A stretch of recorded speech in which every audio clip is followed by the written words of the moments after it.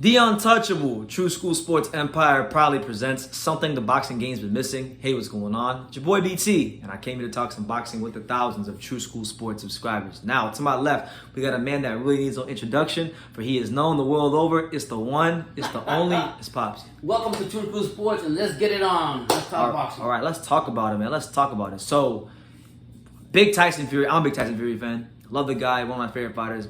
But I gotta be honest, I gotta call a spade a spade. And I have to ask this question to you guys, and you guys can definitely let us know down below, and I'll definitely be reading the comments.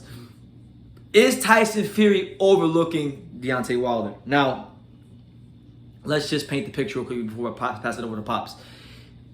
Tyson Fury was, about to make a big fight happen with Anthony Joshua for Undisputed before this fight was overruled in arbitration, and the third Wilder Fury fight was mandated to happen. It was big. It was going to be the biggest fight in British boxing history. It's a fight that pretty much everyone wanted to see. It's not happening, and now he's fighting a guy who, in his mind, and in many people's cases, many people's eyes, think that, he already beat twice.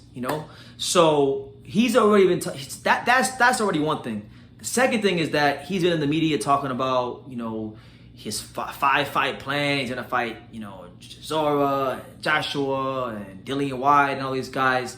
So, is he looking over Deontay Wilder? Pops, what do you think? Is Tyson Fury overlooking Deontay Wilder? In my point of view, I love Gypsy King and everything, and I like him a lot, but I think when he's overlooking Deontay Wilder, it's very disrespectful to Wilder.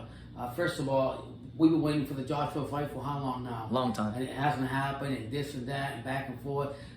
You got to go ahead and finish business with Wilder first. And you don't do it by either backing out and saying you got COVID-19, or for whatever reason, the ticket sales are not happening, or whatever, Eddie Hearns, or whatever, what was saying that you don't make no excuse. I was just reading earlier that they were saying but Barry Hearn was saying, what's going to be the next excuse now? Because tickets aren't selling well? Yeah, he was saying they're not selling well, and he was saying that just use the COVID-19 bullshit to back out. What are you going to use now? So my whole point is, I think it was wrong for the Gypsy King to just say, okay, fuck you, Wilder, I beat you 2-1, 2-0, and let's move on. If the guy wants an opportunity and you can still make your legacy better, then do it and get an opportunity to beat him for the third time. Why not do it? Eventually you're gonna get that big fight with Joshua. So why go ahead and you never overlook anybody. And you're right, you beat him 2 times already. But that doesn't mean you can do it the third time. You just don't know. But that's not even the question. The question is, do people want to? I think that's more like it. I think Gypsy King was basically overlooking Wilder because he's like, okay, how many technically? Nobody wants to see this shit again. Except. Yeah. So I guess from his point of view, but at the same time, looking from Wilder's point of view, okay, you just want to jump, leapfrog over me and just go ahead and fight Joshua, But then again, money talks, bullshit walks. So I don't think it's right for the Gypsy King to go to overlook it. But if he had the mentality that we just said a few minutes ago, that was because he beat him 2-0, and he just wants to go on and fight Joshua and not waste his time with Wilder. I get it. And again, it comes down to what the fans want. Okay. All right. I think it comes down to what the fans want. Person that look, Tyson Fury is a master of mind games, so he could be saying all this shit, but meanwhile, he's just zeroed in on Wilder. But we can only really look at what he's saying. And he's a very confident fighter. Tyson Fury is the kind of fighter that will tell you things before they happen. He'll tell you, hey, he told us before the rematch, I'm gonna knock you out and go right to you. Wilder laughed at him and said he had pillow fists, and he went right to him and freaking stopped him. All right, so I think, listen, I think whether he tries to focus or not, I think subconsciously Tyson Fury will, to some extent, be overlooking Wilder because he's already defeated him.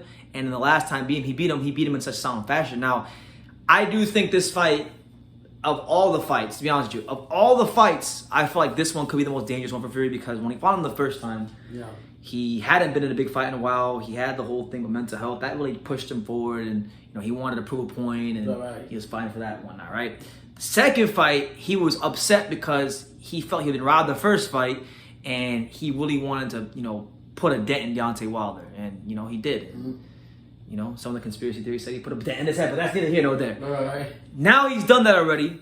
He's beaten him, proven his point, and when, I know, and not just in boxing, but in life, when you feel like you've accomplished something and that something has ran its course. You just want to move on to the next chapter. You want to move on to the next thing. But, duty calls. He has to fulfill this third fight because of what happened in arbitration and in court and, all these things. Or there could be legal ramifications. So he's going to do it. And I just think whether it be in the first couple rounds, the middle rounds, at some point in this fight, there will be a letdown. And this is really a test of the one thing that I think has been plaguing Fury his whole career, which has been consistency. Mm-hmm. We know that he's an immaculately talented fighter, but the discipline hasn't always been there. The consistency to stay champion and dominate for a long period of time, that hasn't been there. But he's gotten, some great wins under circumstances of being the underdog. But now he's not the underdog. Now he's the favorite. And for someone who his whole existence as a traveler, as a guy that he's a traveler, as a guy that doesn't necessarily hasn't always had the boxing elite on his side. Yeah. He's always felt like the underdog. And now that he's not the underdog, he's the favorite. That could kind of mess with his head a little bit. Yeah, I don't think on Wilder's behalf. Wilder was saying that also that the reason that the other fight didn't happen when they used to shoot the COVID was because Wilder was saying that he heard that just was getting fast. Fury got knocked out in sparring by Jared Anderson. Yeah, getting fucked up in the sparring session, and that's the main reason why he didn't fight Wilder when he was supposed to fight Wilder, because his head was all fucked up from getting beat up in sparring. He's too scared to face Wilder. So Wilder's brought a good point right there. I mean, that can mentally fuck you up quickly. And if that's the truth, we'll never know. But the reality is, Wilder did bring on a good point on that. He did. Look, listen, man. Shout out to Jared Anderson. He came on and said it. Jared Anderson coming for everybody's head. I mean, that's they say is the one that knocked him out in sparring. It's Big Baby Anderson, and that doesn't. Whether it's now or later, Jared Anderson will be a problem to deal with. Shout out to Ohio and Ohio runs boxing and all that stuff. But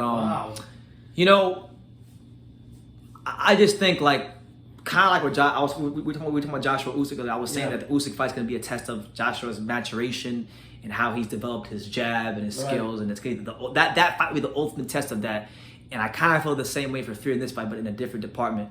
This fight will be the ultimate test of Tyson Fury's mental focus and discipline, because we know he has a talent, we know he has unreal ability, we know he has the mental toughness to overcome anything in the boxing ring. But the one thing that's eluded him his whole career is mental focus and discipline. Kind of like one of my favorite weights of all time. Yeah. Kind of like Riddick Bowe. Riddick Bowe had all the talent in the world too, and he won some big fights. But the thing that eluded him his whole career was consistency, mental focus, mental discipline, and that took away from him being all he could be. So if those things are on the line for Fury, these things can take Fury away from being all he can be and is supposed to be in the sport of boxing. Like you always say, boxing is so much mental and the other one's physical.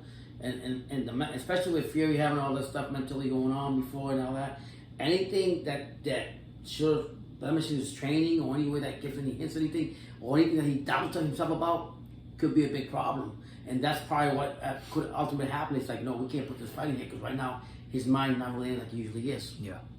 So we'll leave it like that. We'll see how it goes. But let us know what you guys think. We'd love to hear from you guys, whether you agree or disagree. Let us know, is Tyson Fury overlooking Deontay Wilder in the third fight? Let us know in the comments down below. Make sure you guys take the time to subscribe. And like I say in every single one of these videos, you can love me or you can hate me, but I'm just a kid from Daniel. So until next time, take care, guys.